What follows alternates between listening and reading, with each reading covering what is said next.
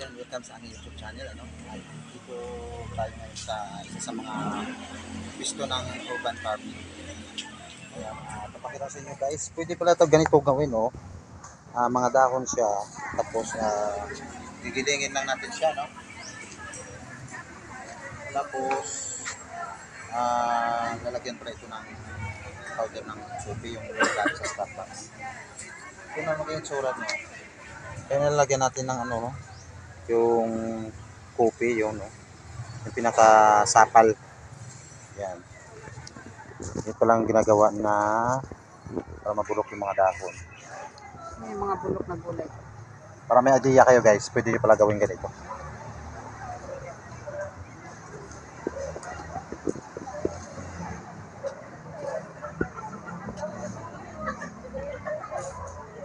Ayun pala yung dahon. Doon sa may sa may bulati, tuturo ko kayo guys.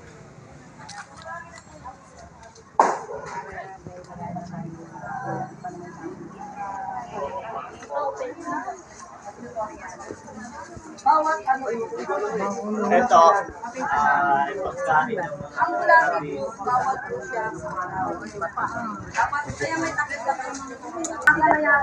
Nahanap ko nga wait lang. Yun lang po, kung wala po kayong Ano yan? Pusa silang nabubuhay dyan? Ay, ito ang Marami dami. na maliliit. Pusa silang nabubuhay dyan. Dadal! Ang dami, ayan o. Dadal! Ayan. Night, African night roller. Mag-uusap po tayo, nanay. Ganyan pala gagawin Sa para bulate. magkaroon ng bulati. Alam mo kung bakit po siya mahina? Ibig sabihin po busog siya. Pag may lumayos po. Anong pinagkakain?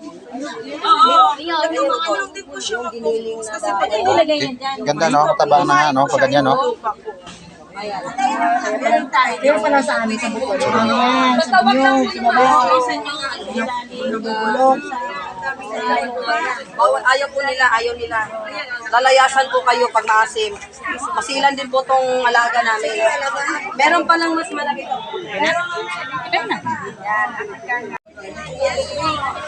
Pizza ito. Ito, ang palaya.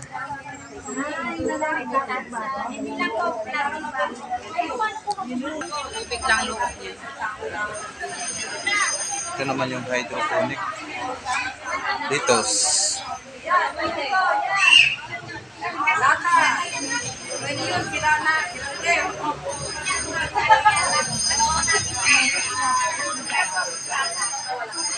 Sa mga maliit lang yung space, pwede ito.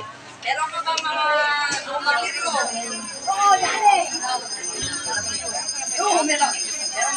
Dito tayo sa urban farming, no? Merong nagdidemo dito para matuto tayo kung paano magpataba ng lupa at magtanim. So yan guys, dito na lang muna yung aking video at maraming salamat. Ingat po tayo lagi. God bless. Bye bye.